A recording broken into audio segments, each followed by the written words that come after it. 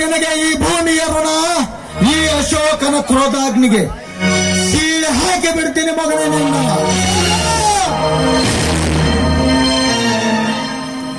ಅಶೋಕ, ಅವನು ನಮ್ಮ ತಂಗಿಯ ಬಾಳ ಹಾಳು ಮಾಡಿದ ಪಶ್ಚಾತ್ತಾಪಕ್ಕಾಗಿ ಅವನ ಕಥೆ ಮುಗಿಸಿದರೆ ಒಡೆದ ಹೋದ ಹಾಲು ಮತ್ತೆ ಹಾಲಾಗಬಹುದೇನಪ್ಪ?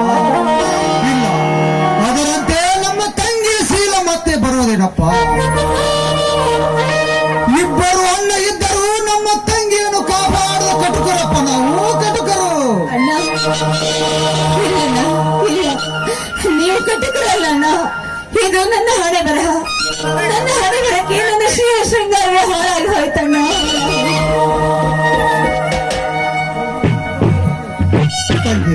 ನಿನ್ನ ದುರ್ದೈವಕ್ಕೆ ನಾವೇ ಹೊಣೆಗಾರಮ್ಮ, ನಾವೇ ಹೊಣೆಗಾರ. ಬೇಗ ಮದುವೆ ಮಾಡಿ ಮಂಗಲ್ಯ ಕಟ್ಟಿಸಿದರೆ ಈ ರೀತಿ ಆಗುತ್ತಿದ್ದಿಲ್ಲಮ್ಮ, ಈ ರೀತಿ ಆಗುತ್ತಿದ್ದಿಲ್ಲ. ಮನೆಯಲ್ಲಿ ಹರೆಯದ ತರುಣಿರಿದ್ದರೆ ಹರೆಯದ ತರುಣರು ಕಾಮದ ಕಣ್ಣು ಹಾಕಿ ಕೆಲವೇ ಕ್ಷಣ ಸುಖದ ಜೀವನಕ್ಕಾಗಿ ಬೇವಿನ ಸಸಿಯನ್ನು ಮಲತಿಯಲ್ಲಿ ಚೂಟಿ ಹಾಕುವರಮ್ಮ ಈ ಸಮಾಜದ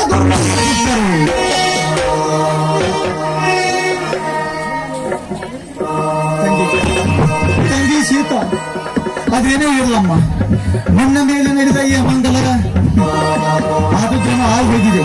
ಆದರೆ ಈ ಮಂಗಲ ಒಂದು ಕೆಟ್ಟ ಕನಸೆಂದು ನೀನು ಆದಷ್ಟು ಬೇಗನೆ ಆ ಚಂದ್ರುವಿನ ಜೊತೆಗೆ. ಇಲ್ಲ ಇಲ್ಲಣ್ಣ, ಸಾಧ್ಯವಿಲ್ಲ ಅಣ್ಣ.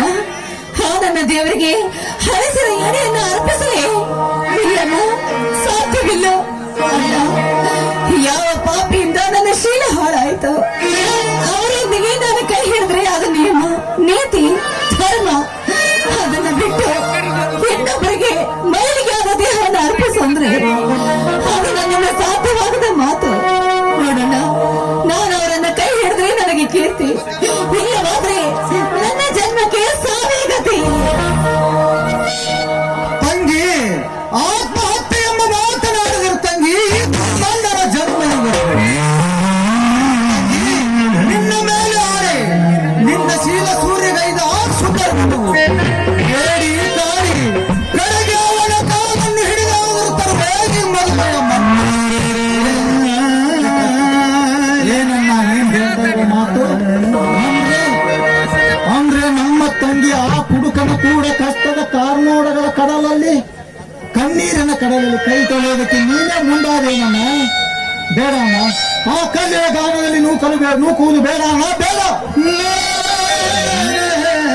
ನನ್ನ ಹಣೆಬರಕ್ಕೆ ಹೊಣೆ ಯಾರಣ್ಣ? ಅದು ನನ್ನ ಕರ್ಮ. ಅವನು ಕುಡುಕನಾಗಿದ್ರು ಅವನ ಜೊತೆಗೆ ಜೀವನ ಮಾಡಬೇಕು ಅಂತ ಬರ್ತಿದ್ರೆ ಹಾಗೆ ಮಾಡ್ಬೇಕಾದ ನನ್ನ ಧರ್ಮ ಅಣ್ಣ. ಅದು ಒಳ್ಳೇದು ಕೆಟ್ಟದ್ದು ಅವರೇ ನನ್ನ ಪತಿ. ಅದಕ್ಕಾಗಿ ನೀವು ಎತ್ತಪಡೋ ಅವಶ್ಯಕತೆ ಇಲ್ಲ ಅಣ್ಣ.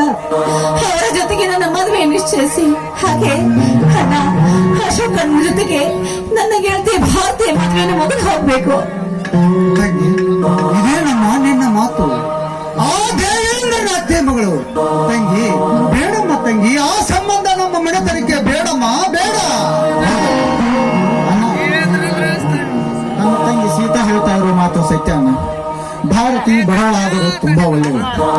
ಏನೋ ಇಬ್ಬರು ಅಲ್ಪ ಕಾಲದಲ್ಲಿ ಕೂಡಿ ಇಬ್ಬರು ಒಬ್ಬರನ್ನೊಬ್ಬರು ಮನಸಾರಿ ಪ್ರೀತಿಸುತ್ತಿದ್ದರು. ನಾನಿಬ್ಬರ ಪ್ರೀತಿಯ ಕಡೆಯನ್ನು ಕತ್ತರಿಸಬೇಡ ಅಶೋಕ. ಹೇಳೋಣ, ನಿನ್ನ ಆಸೆಯಂತೆ ಆಗಲಿಲ್ಲ. ಹಿರಿಯನಾದ ನಾನು ಆ ಶಂಕರನನ್ನು ಮದುವೆಗೆ ಒಪ್ಪಿಸುತ್ತೇನೆ. ನಾಳೆ ನಡೆಯಲಪ್ಪ ನಿಮ್ಮಿಬ್ಬರ ಮದುವೆ.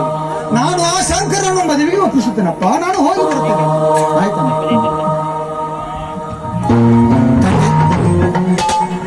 ಸೀತಾ, ಅದೆಲ್ಲ ಅಣ್ಣ ಹೇಗೋ ಮದುವೆಗೆ ಒಪ್ಪಿಗೆ ನೀಡಿದ್ದಾನೆ. ನಾನು ಬೇಗನೆ ಈ ವಿಷಯವನ್ನು ಬರ್ತಿಗೆ ತಿಳಿಸ್ಕೊಡ್ತೇನೆ. ನೀನು ವಿಚಾರಮ್ಮ.